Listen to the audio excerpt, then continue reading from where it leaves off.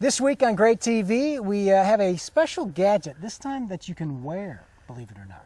Every week, Bill and I get together, share a secret ingredient, talk about barbecue, crack open a beer. This week is no exception. It's Great TV time for another episode. Fire it up.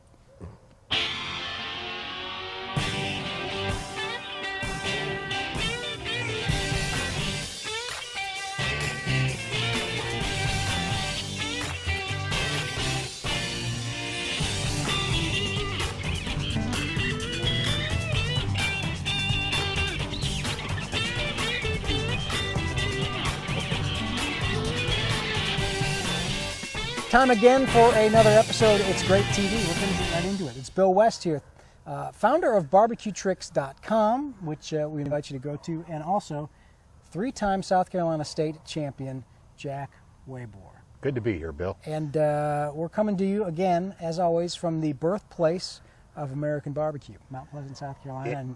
It is a beautiful day. The weather has Thank finally gosh. broken in Charleston. We're not dealing with 90 plus every day, Bill.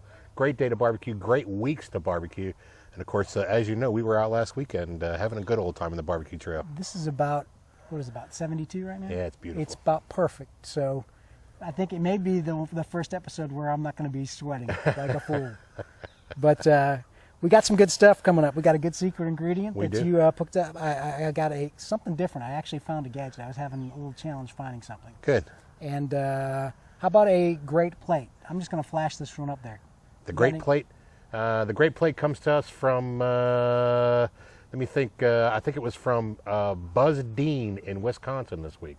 Wow, what is that?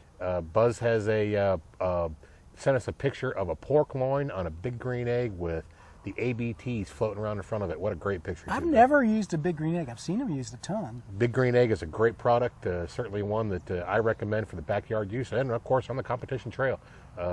It's a ceramic cooker. It has its own characteristics, and we should probably do a show on the big green egg one time, Bill. We will. I'm ready to eat that right there. But instead, I'll drink this. Cheers. I'm into Corona Light this week. This is Bill beer. This week, it's a red brick brown for me. It's a Georgia beer. Georgia beer. North South Carolina. It says something about your mama on there, doesn't it? It says, "Weep for your northern brethren. Long winters, suspect college football, and perhaps worst of all, no red brick beer. Since 1993, we've been brewing fine craft beers for the South, and only the South. We're proud to stand alongside Grits, Hound Dogs, and Mama as embodiments of the Southern lifestyle. We're proud to be beer from around here." I love that. And you know, if it has to do with Mama, we're all into it here on Great TV, Bill. Atlanta beer. Atlanta. Cheers to you. You can Cheers. have Corona. I'm into Mexico today. What the heck? You'll get the more exotic one next week. Our first letter. Wonderful. This is good, and this guy's, I think he's been watching us a bit. Hello, I'm on day 6 of my latest 8. Oh, nope, I got the wrong one. Uh-oh. Who is this fellow? This fellow's name is Maury Thomas. Maury Bill. Thomas, and he says, "One of the most difficult meats for me to get cooked correctly on a regular and consistent basis is barbecue chicken. We're at chicken again. Pork butts, known to be the most forgiving cut to barbecue, is the polar opposite of chicken to him, for him to get right. I'm constantly battling to get the skin just, when he gets the skin just right, he says the meat suffers and gets overdone and dry. Is it possible for us backyard barbecuers to gain any insight into doing it right on chicken?" You know, chicken is one of those difficult things to cook, and the skin is the hardest thing to deal with when you're cooking chicken. And actually, the skin is not the hardest part to deal with, Bill. If you take your chicken skin and kind of tear it off and take a look at it, there's a white membrane right underneath the skin of the chicken. And that membrane is what's giving all the cooks the problems. So you have to find a way to deal with that particular piece. Now, there's a lot of different ways to do it. Some cooks choose, especially the backyarders, choose to cook their chicken at a little higher temperature, a little closer to the fire. That'll render off, basically bake off that membrane, and it'll make your skin crispy, and your teeth will go right through it. It'll be a nice little crunch. However, when you're dealing with a little bit of time in between, sometimes if the chicken sits for a little bit, then the skin will turn rubbery on you. So the best way to deal with that membrane is to just get rid of it. And if you get you take it and you take a butter knife or something maybe a little sharper than a butter knife, and you just work at it and scrape that membrane Like off on of like there. a chicken breast, you'll have that? Yeah, there's a membrane all underneath all the Okay. skin of the chicken. Yeah. If you actually take it off, you'll right, see it. if you take it off, you'll see it. If you scrape that membrane off and then wrap the chicken back around, it will re-adhere to the chicken. It won't come off, and then you'll get what they call bite through chicken skin. The other way to deal with it is to render it in a pan. You take your chicken, you grill it. Well, I usually start skin side down. I let the fat come through the chicken skin, and then I'll turn it over for a little bit and let it get kind of brown and crispy on top. And then I'll take the whole chicken piece and put it in a pan of sauce, maybe cut with a little bit of apple juice, and then I'll wrap it up in foil tight. You want the chicken, the sauce in the pan to come up over top of the chicken skin. You tighten it down real tight, and you put that on your grill. Make sure the sauce is hot when you start, because we never want to put cold sauce on the hot meat, because that causes a reaction, a physical reaction on the chicken or on any meat that we really don't want. But you leave it on there for maybe 15 minutes, just enough to leave it in there, and the steam involved in the process will actually steam that membrane right off. And then you take the chicken after about 30 minutes or so, take the chicken back out of the pan, put it back on the grill. When you put it back on the grill, skin side up, it'll dry out a little bit, and then you can start the glazing process with your with your finishing sauce. Remember, when you're cooking chicken, not to glaze, especially if you're using a sugary finishing sauce, until the last 10 or 15 minutes, because the sugar will burn on there, and you just end up with bitter chicken, and nobody likes bitter chicken. Well, what if I smoke a piece of chicken? If it's on there long enough, I don't really have too much of a problem with the skin, unless it's really particularly fatty. Right, but then you're getting into what Maury was talking about, where the chicken itself is going to dry out. When you're smoking chicken, the dangerous part about it is over time the chicken is just going to naturally dry out. Of course, chicken thighs are relatively forgiving, and what most cooks like to use, and quite frankly, a lot of people like to eat it. But if you're looking at a chicken breast, it's just over time, it's just going to dry out and turn into a dust ball on you, and all it's going to do is grow in your mouth, and nobody likes that. Now, I've seen guys, I actually tried it one time with thighs, where you take off the skin completely. Right, that's right. And well, I guess so they're scraping off the membrane. But, That's right. You can actually cut. Do you ever score the skin? Yeah, you can score it if you'd like. That causes that gives it a spot when your teeth bite through it. It'll start to give right away, kind of like starting the bite off, I guess is more or less what it is. Some guys will use a piece of, or an instrument called a jacquard, which is got a lot of little spiky things on it. You roll it on over top of there. Jacquard's used in a lot of different places in meat, and you can use a gizmo that they use in pizza dough too, where you roll it on over and it causes the puncture marks in pizza dough. When I did chicken one time in a competition, really the only time, it was KCBS, but I read somewhere you could use toothpicks and then pin it back on the thigh. That is true. Except my problem was, you ever see those party toothpicks that are different, like red and green? Yeah, that's a problem there. And so my chicken breast or chicken thighs ended up being polka dotted.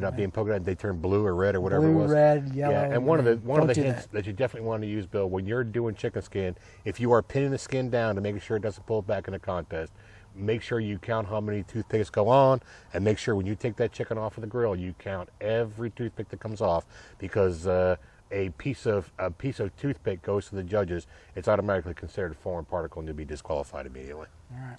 We threw a lot out there for Maury. That's a good one, Maury. Thank if you, need Maury more, give me a Thomas. ring, Maury. Hit me on the website.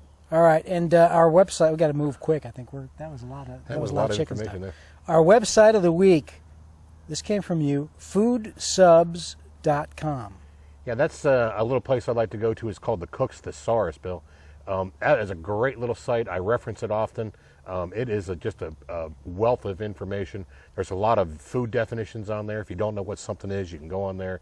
It's got a good search engine on it. You can look up whatever ingredient or spice or whatever it is that you want to use. But what I like to use it for is it gives me a lot of good ideas for sub-outs. And sub-outs are we've talked a lot about sub-outs on the shows. Sub-outs are you don't want to use table sugar, you want to use brown sugar. It'll give you the recommendations on how to sub in and sub out and what quantities to use. There's sub-outs for peppers, there's sub-outs for sugars, there's sub-outs for Worcestershire sauce, there's sub-outs for salts, and all those are all dealt with on that website. Great website. I have it on my favorites. I keep it handy in case there's something that stumps me out there and I want to look it up. The Cook's Thesaurus, a The cooking Cook's Thesaurus. encyclopedia. The Great. cooks at the source. Check Great that place. out. Foodsubs.com. All right, so our gadget this week. Gadget Before we get time. into the secret, it is, I kind of held it up, but this would actually match you with your Look look. at that. It's the all-in-one. It came as an apron, and it's got like, it zips up. Yeah. Actually, I've already unzipped it up. I'll but put it on. It comes all zipped up in a carryable, It looks like a little knife bag. yeah, and it actually has a zipper that, so It you all can comes carry it. together. And then when you uncarry it, unzip it, you've got All your gadgets at your fingertips. Look at in that. an apron with a little, actually I love A this. little This is a tie in good the back idea. there. It goes around your back. As you can see, I haven't used it, but I've had it. That's But it's wonderful. got the clip. Check it out. You got your spatula and your forks. Oh, there's your skewers right there for your shish kebab. Man, that's ready to go.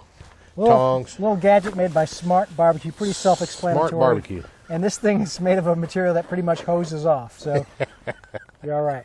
So there Awesome you go. piece. Smart Barbecue, the apron, all-in-one. That's a gadget Yeah. for your gadgets, Bill. All right, our Perfect. secret ingredient this week, as we move right along, is I know nothing about. Secret ingredient today is tarragon, Bill. Since we're talking about chicken, I want you to take a look at tarragon in your cooking repertoire. Tarragon is similar to basil. It's an herb. It has Smells like almost like tea. it does. That's exactly what Kate said today when we were coming down to the show. It gives kind of a licorice kind of a flavor. But I'll tell you what, God made tarragon for chicken. There's no doubt about it. It is great. I use it in my brines often. It's that little bit of something in there that when you throw it into a brine and it soaks into the chicken or soaks into the fish, it's great on fish too. It'll be that thing that everybody will say, I just can't quite get that. What is that little bit of something in there that you don't recognize? very mild. It's mild, but it's great. I mean, it is perfect for seasoning up or herbing up your chicken. I use it all the time in my chicken brines. It's that one little secret ingredient that I use. I use it with sage if I want to get a little bit of a southwestern look to it. I use it with cardamom often. It's just one of those herbs that I have laying around in my spice cabinet all the time. Use a lot or just a little bit? I kind of use it as equal to whatever. In a gallon of water, I'll put a tablespoon of tarragon into it. One of my favorite chicken brines is a gallon of water. I put some soy sauce and some sugar in there. I'll throw a tablespoon of pepper and a tablespoon of tarragon in there, and it makes a great chicken brine. There you go. Tarragon. Tarragon, wonderful Our stuff. secret ingredient. That wraps it up here for this week. Where are you cooking next? We're going to be in Orangeburg at the Edisto Shrine Club, cooking up in there. But we're really looking forward to the first week of November. We'll be in Waycross, Georgia, cooking the Invitational and the Open at the Best of the Best. And I'll tell you what, Best of the best for Best who? of the Best. That's the National Barbecue News Best of the Best contest, and it is a great contest. And I know there's a lot of people out there that view the show that'll be at that. Stop by, see us at Mike's Catering. It's going to be a wonderful Is show. that an invitational? It is an invitational. So it's any different network or any different It is sanctioning? It is a combination sanction. It's not sanctioned by KCBS, although they use KCBS rules, and it's just a great show. The best. I got to tell you that, frankly, gang, it's the best contest I've ever been to. The whole town gets into it. Kel and Charlene Phelps run the show, and I can't say enough about it. Come see us. Come to Waycross, Georgia. It's the fairgrounds at Waycross. Cool. And we're going to have a great time there, and certainly we invite everybody to stop by Mike's Catering. We'll have the great TV banner out there, so you can't miss it. And come see us. We'll be glad to shake your hand and say hello and share an adult beverage with you. Make sure you subscribe. It's greattv.com, the website where we've got the email subscription where we'll send you an email, a quick little note for free every time we post something new, as well as a little one click to subscribe on iTunes, which makes a big difference. Please do that as well. It sure does. Till next week. Till next week, remember, gang, think global, buy local, stay sustainable, and for goodness sakes, hug your mama.